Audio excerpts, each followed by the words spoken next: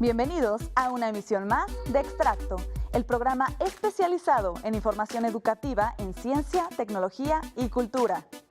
Un producto más de la Agencia Informativa de Educación de México, que nos muestra a los protagonistas del sistema educativo y sus aportaciones, el contexto donde se desenvuelven las instituciones, los maestros y lo más importante de todo esto, ustedes los estudiantes. 30 minutos con lo mejor de la información en educación y su actualidad. Soy Nancy Mendoza y los invito a que me acompañen al extracto de hoy. Comenzamos.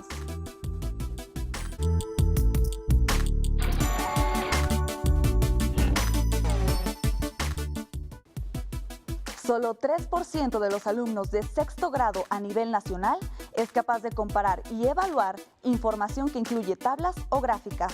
Y en matemáticas la situación es menos favorable, pues solo el 8% resuelven operaciones con números fraccionarios que implican conversiones. Conozcamos qué panorama arrojó el programa Planea 2018 que aplicó el Instituto Nacional para la Evaluación de la Educación en el primer reportaje de esta noche. El logro de aprendizaje de los estudiantes de sexto año de primaria aún es insuficiente. Sin embargo, entre 2015 y 2018 se registraron avances significativos en términos estadísticos, tanto en lenguaje y comunicación como en matemáticas. Los resultados del Plan Nacional para la Evaluación de los Aprendizajes, Planea 2018, destacan que en lenguaje y comunicación, 49% de los estudiantes logran identificar, seleccionar y extraer información puntual y explícita en textos narrativos literarios breves. En el caso del lenguaje y comunicación, los niños cuando llegan a sexto de primaria ya saben expresarse, saben articular pensamientos en formas, usando normas y alfabetos y lingüística que son importantes en los procesos de comunicación. Saben nombrar, distinguir recursos como cartas, invitaciones, recados, etc. Saben y dominan ideas que incorporan categorías gramaticales importantes, tan elementales como sustantivo y verbo, y predicados. Sin embargo, solo 15% tiene un dominio satisfactorio para relacionar información en textos expositivos, narrativos y argumentativos. Y solo 3% es capaz de comparar y evaluar información que incluye tablas o gráficas. En matemáticas, el panorama no es más favorecedor. 59% de los alumnos son capaces de resolver operaciones básicas, ya sea suma, resta, multiplicación y división, pero solo con números naturales. Los niños, cuando entran al sexto de primaria, en caso de matemáticas, los alumnos ya han desarrollado habilidades lógicas, analíticas, cuantitativas, relacionadas con lectura, escritura y ordenamiento numérico. Realizan operaciones aritméticas básicas con determinadas cifras, con o sin algoritmos, con fracciones, con relaciones, todos, partes, etcétera. Solo 15% es capaz de resolver operaciones básicas con números decimales y únicamente 8% lo hace con números fraccionarios que implican conversiones. Los resultados de Planea 2018 muestran que el promedio nacional obtenido es muy similar al de 2015, con un pequeño incremento en el aprendizaje. El análisis destaca que en cuestión de género, en ambos campos formativos y de manera significativa, las mujeres tienen mejor desempeño que los hombres. En lenguaje y comunicación, la diferencia es de 29 puntos, mientras que en matemáticas es de 8 puntos. Además, destaca que los estudiantes de Jalisco y Sonora mejoraron sus puntuaciones en ambos campos, mientras que los de Yucatán lo hicieron en lenguaje y comunicación. En contraste, los alumnos de Veracruz disminuyeron sus puntuaciones en ambos rubros, en tanto que Veracruz, Tamaulipas y Zacatecas lo hicieron en matemáticas. Una de las cosas que hay que hacer para que se mejore el aprendizaje a nivel, digamos, de un país o de un sistema educativo es asegurar que los que están hasta abajo caminen más. O sea, es más importante ponerle énfasis en este 59% que está acá que tratar de mejorar el promedio o de echar para adelante a los niveles superiores. Planea es una prueba que aplica el Instituto Nacional para la Evaluación de la Educación, cuyos resultados son una importante fuente de información para analizar el estado de la educación a fin de que se establezcan nuevas prácticas enfocadas a elevar el logro de los aprendizajes.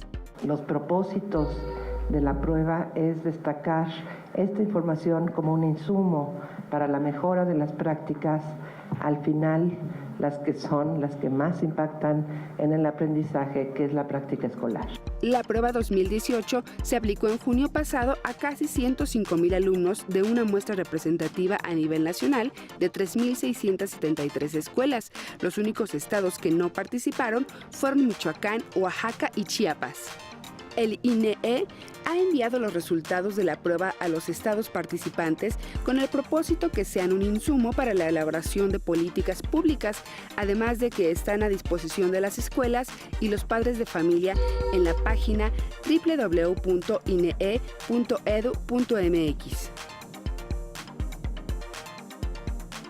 Y en el análisis de la parte positiva que tienen que ver con Planea 2018, el Instituto Nacional para la Evaluación de la Educación destacó el crecimiento, sobre todo en matemáticas, de las escuelas indígenas.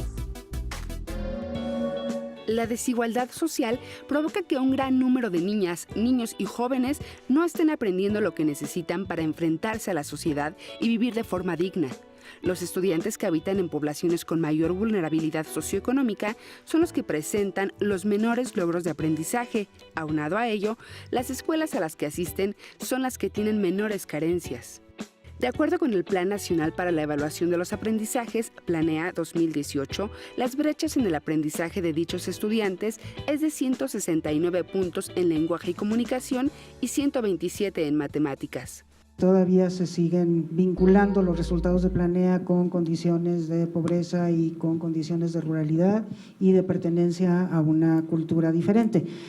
Los resultados destacan que entre 2015 y 2018 el aprendizaje de estudiantes indígenas incrementó en matemáticas, aunque a nivel nacional el de alumnos de escuelas multigrado es menor que el de aquellos que estudian en escuelas de educación completa, con brechas de 43 y 36 puntos en lenguaje y matemáticas, respectivamente. Las escuelas indígenas aumentaron y aumentaron más, o sea, de hecho son las que más aumentaron. En el caso de matemáticas, y eso es una buena noticia, sucede con comunitarias y pues eso yo creo que es algo que nos debe de preocupar, porque las escuelas comunitarias están llegando a estas pequeñitas comunidades que se están multiplicando, o sea, cada vez son más las pequeñas comunidades en México. Entonces sí tenemos que tener un modelo efectivo, eficiente para atender a estas comunidades.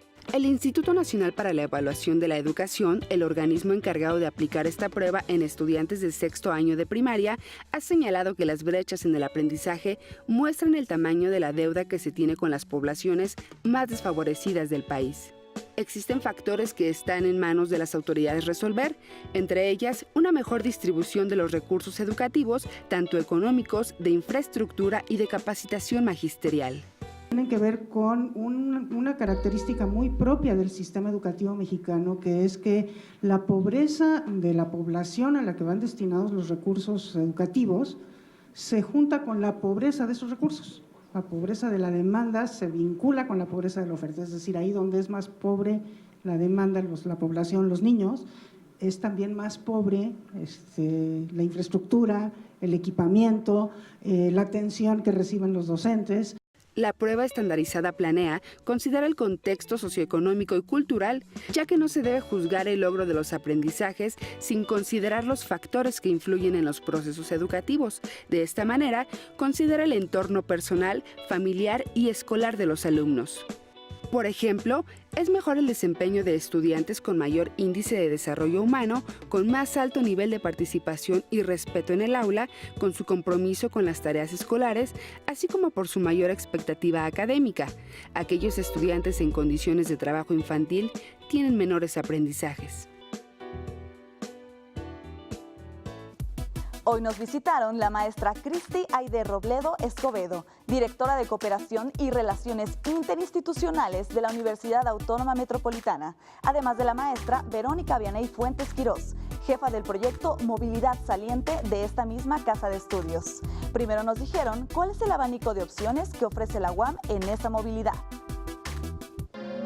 Contamos con un programa institucional de movilidad Es un programa que permite a los alumnos de la institución hacer estancias de movilidad en otras instituciones de México, de toda la República Mexicana y de otros países. Trabajamos ahorita con 4 continentes, lo cual nos da mucho gusto y bueno, se está trabajando con distintas regiones.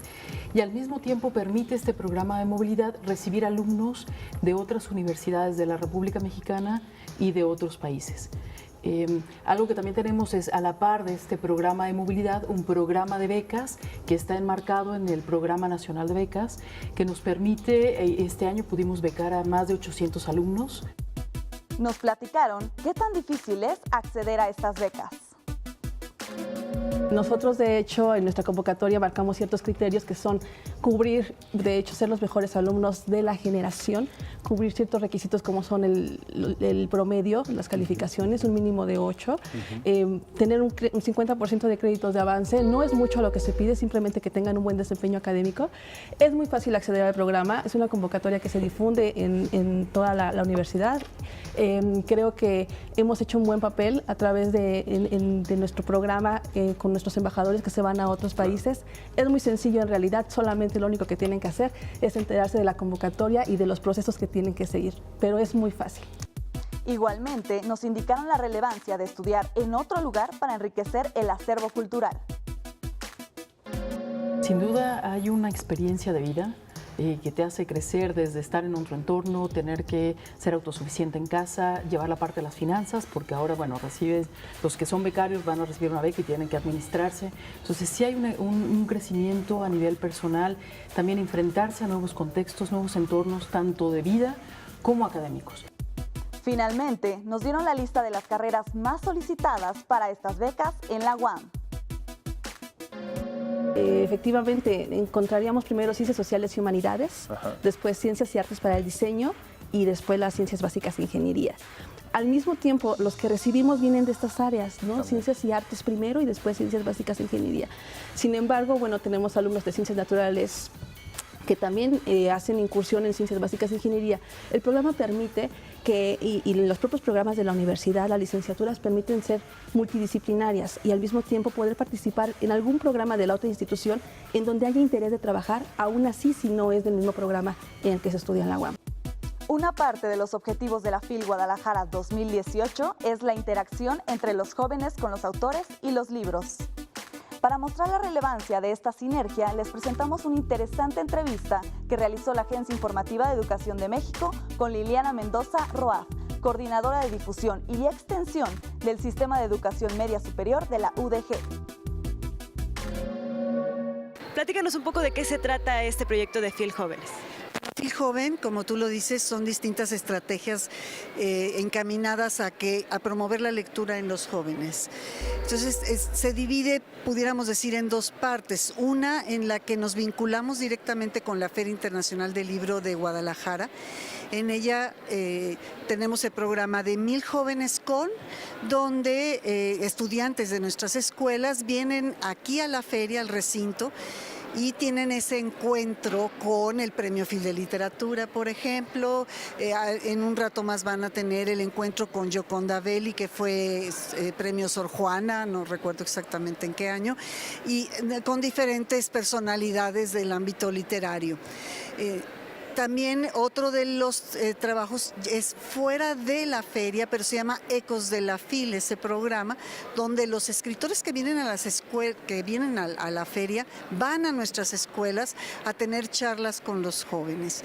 De hecho, los escritores al principio les rogábamos que fueran a nuestras escuelas y ahora ya tenemos que decirles ya se cerró el programa porque cada vez se interesan más, dado que los jóvenes leen sobre el autor, tienen ese encuentro con ellos, le hacen preguntas interesantes con respecto a su obra, entonces se quedan admirados de que tantos jóvenes lean literatura. Nos comentabas también acerca de la gran cantidad de jóvenes que participan, porque además también pues, se les incita y se les premia por creaciones, se les acerca a otros diferentes tipos de creación literaria. Platícanos un poco más. Sí, esa es la otra parte del programa FIL Joven, en la que tenemos principalmente 2 concursos. Uno que se llama Creadores Literarios FIL Joven, en 3 categorías, cuento, poesía y microrrelato. Acabamos de premiar a los ganadores. Nosotros premiamos a 5 de cada categoría. Y pues tuvimos una participación de 8,296 trabajos que recibimos en diferentes categorías y premiamos a los 5 mejores. Esto para estimularlos, pero además publicamos en un libro que lleva el nombre del concurso, Creadores Literarios Philhoven, publicamos los trabajos ganadores para estimularlos y les damos una laptop. En este año les dimos una laptop a cada uno de ellos. Y creo que esto estimula también la lectura, porque un joven que escribe cuento, que escribe poesía es porque lee primero, ¿no? Y hay otro concurso que ha ido adquiriendo mucha relevancia, porque cada vez hay más interés en participar en él, que se llama Cartas al Autor. Es un concurso que nosotros desde el 2001 estamos trabajando en coordinación con el Fondo de Cultura Económica. Ellos nos hacen llegar varias novelas, se conforma un comité del cual presido y elegimos una de las novelas, todas tienen que ser novelas juveniles, y esa novela los jóvenes tienen que adquirirla. El fondo generosamente les hace un buen descuento. La idea es promover la lectura y quienes deseen participar en el concurso hacen una carta al autor o a alguno de los personajes de la novela. Y el autor está presente. En este año fue la novela Al final las palabras de Antonio Malpica, es una novela inédita. Y nosotros tuvimos una participación este año de 18,698 cartas. El año pasado fueron 16,800. El antepasado fueron 13,000 y tantas. O sea, ha ido creciendo el interés por participar en este concurso. Y los autores pues se quedan admirados, ¿no? Por supuesto que no les entregamos todas las cartas a ellos porque tendríamos que traer cajas y cajas. Pero sí contabilizamos nosotros cada una de las cartas que llegan. Hay filtros, por supuesto, para que al jurado final, que son escritores, que selecciona el Fondo de Cultura Económica, de manera bajo seudónimo, ellos leen los trabajos y pues dictaminan a los ganadores. Entonces son como estrategias claves para promover la lectura, y esta de Cartas al Autor es una de ellas, porque hay estudiantes inclusive que nos mencionan cuando platicamos ya con ellos, dicen, pues que yo nunca había leído nada y ahora que leí ya me gustó y entonces voy a seguir leyendo, ¿no? Vale la pena. ¿Cuánto tiempo lleva en operación este programa de Philhoven y cómo han visto todo? Pues me imagino que es un equipo el que participa pues en todas estas actividades que nos has descrito.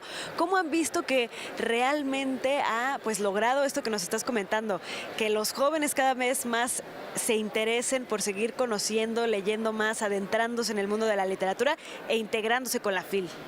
Pues mira, nosotros tenemos desde 1994 que arrancó el programa Philhoven y el concurso Creadores Literarios. Y yo te puedo decir que sí ha tenido eco porque varios de los ganadores de estos concursos ya son escritores y han ganado premios a nivel nacional e internacional. Entonces, fíjate que no tengo ahorita aquí el dato, ¿no? Pero en el 2014 hicimos una antología conmemorativa de los 20 años del concurso y invitamos a participar en distintas generaciones y nos dimos cuenta de eso, ¿no? De que había ya algunos escritores que estaban pues ya escribiendo de manera profesional, haciéndolo de manera profesional. Ahora, con respecto a Cartas al Autor, pues simplemente lo vemos reflejado en el número. Cuando yo tomé el cargo en el 2007, el concurso Cartas al Autor fueron alrededor de 4,000 participantes. Entonces, desde entonces a 18,000 y pico que tenemos ahorita, quiere decir que sí ha habido respuesta. Y para cerrar el extracto de esta noche, les cuento que el Centro de Cómputo de la Universidad de Guadalajara cuenta con una supercomputadora, la más potente de América Latina, que como nos dijeron en la siguiente entrevista los investigadores Lisette Robles y Felipe Orozco, es oro puro para esta época, donde los datos son lo más importante para una nación. ¿Me acompañan a verla? platícame sobre el proyecto en el que están trabajando y sobre Big Data. Ok, bueno, actualmente la universidad hace escaso un mes y medio acaba de inaugurar su centro de supercómputo y análisis de datos, y parte de los proyectos que estamos trabajando es la parte de análisis de datos. Actualmente es muchísima la información que se está generando día con día. Generamos información con nuestros celulares, con nuestros accesos a las páginas de redes sociales, cuando navegamos internet, cuando nosotros viajamos. Vamos dejando una huella al utilizar el Waze, al utilizar tu YouTube, y toda esa información que uno genera te va determinando un perfil de cada una de las personas. Dentro de nuestra misma universidad nosotros generamos información, y la información que tenemos pues es un oro molido actualmente en esta época de la transformación digital, la época donde hablamos de las ciudades inteligentes, de la parte de la inteligencia artificial. Los datos juegan un papel súper importante. Sin ellos no podemos concebir todo el adelanto que se ha hecho en las cuestiones de la inteligencia artificial, la programación, el deep learning. Ahí la importancia de actualmente de la universidad contar con un centro de investigación donde podamos contar con infraestructura necesaria para poder procesar la información de una manera veloz, muy rápida, que es parte de los fundamentos del Big Data, poder procesar mucha variedad de información, ya no nomás pensando en información que estaba anteriormente muy bien estructurada, sino información como imágenes, audio, videos, tú los llegas a procesar, los llegas a clasificar, y también junto con ello pues te empiezan a dar una serie de datos que tú dices ¿qué voy a hacer con ellos? Primero simulas tu pasado para después poder proyectar el futuro o que te ayude hacia la toma de decisiones. Eso es lo que buscamos hacer con todos los datos y con el uso de tecnologías de grandes capacidades como es el equipo de supercómputo que tiene actualmente la Universidad de Guadalajara. ¿Qué estamos haciendo nosotros? Con toda la información que genera la universidad de nuestros más de 300,000 estudiantes, pues empezamos siempre cuidando su integridad a analizar el comportamiento de nuestros estudiantes y el aprovechamiento de las tecnologías conforme a su desempeño académico, que es parte del proyecto que tenemos ahí nosotros. Justo me platicabas que la UDG está utilizando esta tecnología y tienen proyectos como dice Liz. ¿De qué van estos proyectos y cómo la universidad lo está aprovechando, ¿no? La tecnología. Sí, claro que sí. Bueno, desde hace más de 10 años la universidad ha estado trabajando en el tema de análisis de datos. En los últimos años ha habido un boom en el tema específicamente de Big Data. La universidad ya está contemplando, ya está realizando proyectos, desarrollos de Big Data. Específicamente puedo hablar solamente de algunos que son internos, por ejemplo, a la CGTI, que pudieran ser análisis de las trayectorias escolares, pero bien pudiera ser, bueno, trayectorias escolares es un mundo, si piensas que tienes 300,000 personas y hay preguntas tan básicas como ¿por qué los alumnos se van de la escuela o cuáles son las razones por las que sí se queda? Para contestar esas dos preguntas, que podrían ser muy fáciles, realmente puedes echarte un clavado sobre un mundo de información y tratar de entender cuáles son las cosas que le están ayudando, cuáles cosas están aportando y cuáles cosas le están afectando para su desempeño y en dado caso su deserción. Ese es uno de los tantos proyectos, pero también hay proyectos que estamos involucrándonos con compañeros universitarios, investigadores de la universidad, a partir también de la inauguración del Centro de Supercómputo. La universidad tiene la gran misión de todas las iniciativas que se han estado trabajando en todos los centros universitarios. Hay gente talentosa en todos los centros, hay muchísimas áreas de investigación y queremos colaborar y ayudarlos a vincular y en la medida de lo posible ayudarlos a que sean un éxito sus programas de análisis de datos. Esa es parte entonces como lo que me platicabas de la visión de la universidad en el uso de esta tecnología para con la comunidad académica.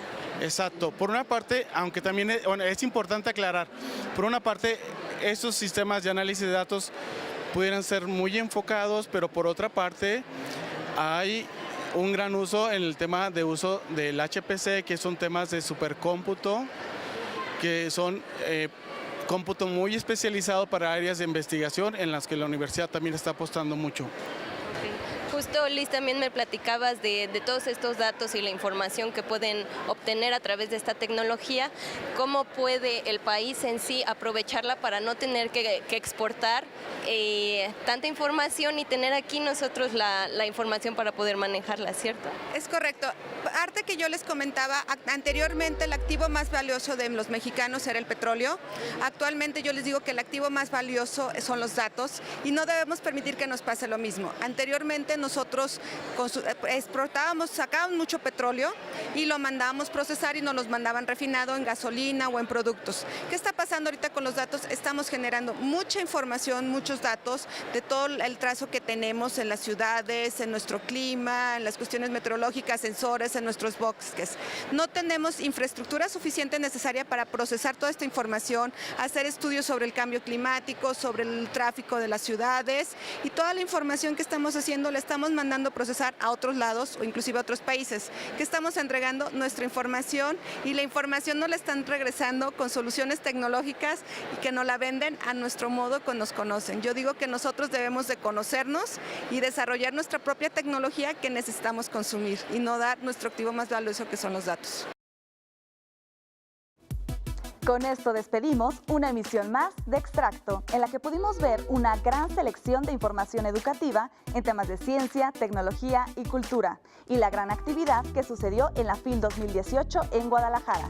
Les invito a que sigan nuestros distintos espacios que preparamos durante toda la semana para ustedes.